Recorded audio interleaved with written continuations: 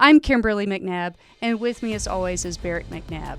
I was in a mock trial, and it was for attorneys to practice, while they're in law school and things like that. And so I was on the jury panel, and a question got asked, is it possible that law enforcement could lie?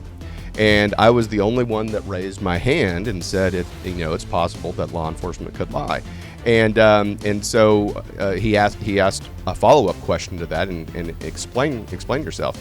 And so it was an instance that when I was in college, I was at a after hours party in an apartment complex, and it was just a keg party, and it was in a set of apartments that were kind of formed a U, and there was a grass area on the inside, and everybody's having a good time, and all of a sudden I get hit with a floodlight, and a hand is on my shoulder, and I turn around, it's a police officer, and he says, I need your driver's license. And I said, no problem, officer, I'm over 21, and I had a beer in my hand. And he said, well, that's not what this ticket is for. This ticket is for drinking after hours. And it turns out in Huntsville, Texas, where I went to school at Sam Houston State University, that it is a crime, a misdemeanor, to consume alcoholic beverages 15 minutes after the bar closes. And that includes in your house. So if you're drinking a beer in your house 15 minutes after the bar closes and your blinds are open and a police officer sees you consuming alcohol, he could still get a ticket. That's what communism looks like. Yeah, exactly. So anyway, I was unaware of this obscure law. And so the police officer was going around and grabbing up people's IDs. I had a dark beer. That's a local beer here in Texas called Shinerbach. It's delicious. If you have not had it, go seek it out. Not a paid sponsor at all.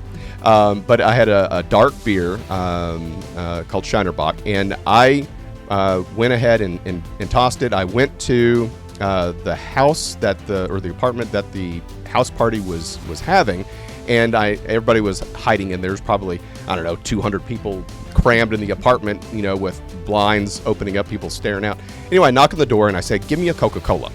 And they said, no, go away. And I said, give me a Coca-Cola or I'm not leaving. And so anyway, the door opens a little bit, a can of Coca-Cola comes out, and then the door closes. So I pour the Coca-Cola into my cup, and it is the exact same shade of dark. And like I said, Shinerbach is a dark beer. They look almost the same. And so I'm drinking my Coca-Cola, and I walk up back to the cop, and he goes, I'm glad you came back. And I said, well, you have my driver's license. You know who I am. I didn't go anywhere. And I'm drinking my Coca-Cola. And he said, well, that's pretty ballsy of you to keep drinking. And I said, well, I don't know what you're talking about, officer. I've been drinking Coca-Cola this whole time. And he takes the cup from me and smells it. And he said, you had a Jack Daniels and Coca-Cola in this glass. I could smell the whiskey. And immediately I'm like, that is horseshit, because I had a beer in there. I did not have a Jack and Coke. And so anyway, he testified that through his smell that it was a whiskey and Coca-Cola, because I did ask for a jury trial. It was really, I wound up pleading no contest because I just wasn't going to win against the cop. But anyway, I had a dark beer that I was drinking, and he testified that I had a whiskey and Coke. And it was not true. It turns out I was breaking the law, but I had a beer, and he lied. And so I explained that story, and everybody just laughed.